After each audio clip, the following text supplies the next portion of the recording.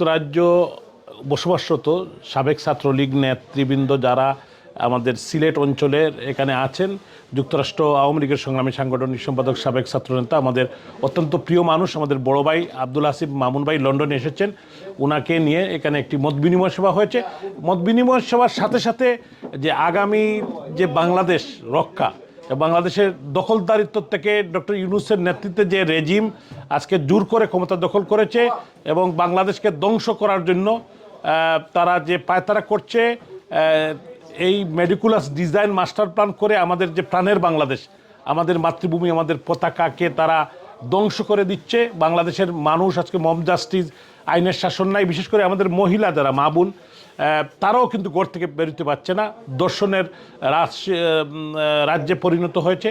তো এই জন্য আমরা যুক্তরাষ্ট্র, যুক্তরাজ্য, ইউরোপ, আমেরিকা, মানে মিডিল ইস্ট সহ সমস্ত প্রবাসে যারা আছেন তাদেরকে ইউনাইটেড করে এই রেজিমের বিরুদ্ধে আমাদেরকে জনমত গঠন করার জন্য এইটাই নিয়ে আমাদের আলোচনা হয়েছে এবং আব্দুল আসিফ মামুন ভাইয়ের সাথে মত বিনিময় হয়েছে এবং আমরা কিভাবে কানেক্টিভিটি করে আমরা সংগঠনের জন্য গতিশীল করতে পারি, সংগঠনকে আরও গতিশীল করতে পারি, কাজ করতে পারি, সেই লক্ষ্য নিয়ে কাজ করেছি।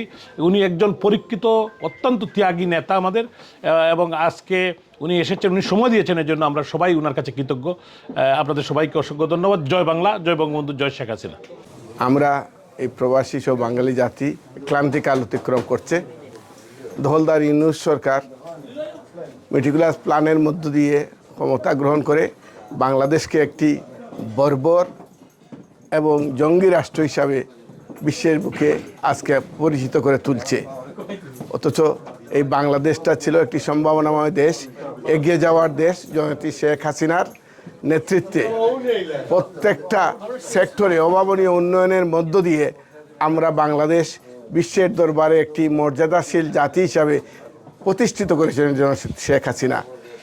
এইটা 71-এর পরাজিত শক্তির, যারা 1971-এ আমাদের বাংলাদেশ সৃষ্টির বিরোধিতা করেছিল, তাদের প্ল্যানের অংশ হিসাবে ইউনূস বাংলাদেশকে আজ একটি জঙ্গি রাষ্ট্র হিসেবে পরিণত করেছে এবং জননেত্রী শেখ হাসিনার বিরুদ্ধে হাজার হাজার মিথ্যা কাল্পনিক মামলা দায়ের করছে জননেত্রী শেখ হাসিনার ভাবমূর্তিকে নষ্ট করার জন্য। আমরা অত্যন্ত স্পষ্ট ভাষায় বলতে চাই, ইউনূস সরকার সাংগঠনিক দিক দিয়ে, সাংবিধানিক দিক দিয়ে একটি অবৈধ সরকার। এই অবৈধ সরকারের কোনো কার্যক্রম আইনের দৃষ্টিতে, সাংবিধানের দৃষ্টিতে বৈধ নয়। কাজেই কাঙ্গারু কোর্ট একটি অবৈধ কোর্ট। আমরা এই কোর্টের কোনো ধরনের বিচার তো দূরের কথা, এই কোর্ট পরিচালিত হোক, এটা আমরা দেশের জনগণ মেনে নিতে রাজি নই। আমরা অনতিবিলম্বে এই কাঙ্গারু কোর্ট বাতিল করার জন্য এই প্রবাসীদের পক্ষ থেকে, এই যুক্তরাজ্য আওয়ামী লীগ সহযোগী সংগঠনের নেতৃবৃন্দের পক্ষ থেকে আমরা জোর আহ্বান জানাচ্ছি।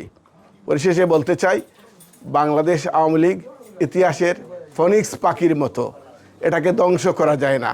এরা নতুন উদ্যমে, নতুন শক্তিতে বলিয়ান হয়ে জননেত্রী শেখ হাসিনাকে দুর্বার আন্দোলন সংগ্রামের মধ্য দিয়ে সম্পূর্ণ রাষ্ট্রীয় মর্যাদায় বাংলাদেশ প্রত্যাবর্তন করিয়ে আবারও বাংলাদেশে গণতান্ত্রিক দ্বারা, উন্নয়নের দ্বারা, এগিয়ে যাওয়ার দ্বারা প্রতিষ্ঠিত করবে, এই প্রত্যাশায় জয় বাংলা। আব্দুল আসিফ মামুন ভাইয়ের নেতৃত্বে আমরা আমাদের জীবন যৌবনের অনেকটি সময় ওনার নেতৃত্বে আমরা কাটিয়েছি। স্বৈরাচারিণী বিরোধী আন্দোলন সংগ্রাম আমরা করেছি ওনার নেতৃত্বে। উনি এমসি বিশ্ববিদ্যালয় কলেজের ছাত্রলীগের নেতৃত্ব দিয়েছেন, উনি জেলা ছাত্রলীগে আমাদেরকে নিয়ে মিছিল করেছেন, আমরা তার নেতৃত্বে ছিলাম।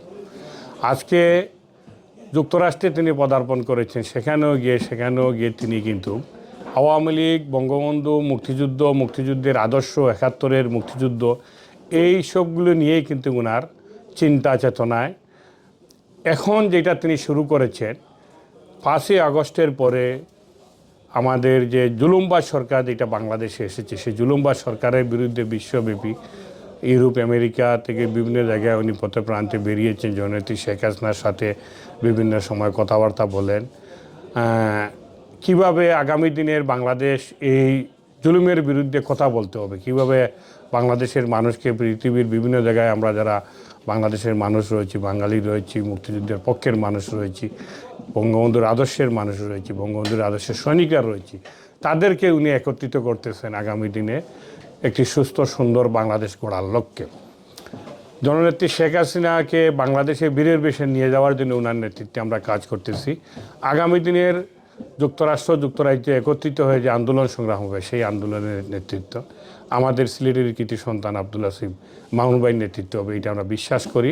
সারা বাংলাদেশে যে নেতাকর্মীরা আজকে যাদের স্থান কাল পাত্র কিছুই পাওয়া যাচ্ছে না, তাদের সামাজিক অবস্থানটুকু ফিরে পাচ্ছে না, তার মায়ের কাছে যেতে পারতেছে না, মায়ের মৃত্যু হয়েছে জানাজা পড়তে যেতে পারতেছে না, সেই কাল থেকে সেই জায়গা থেকে আমরা ফিরে আসবো ইনশাল্লাহ খুব শিগগিরই।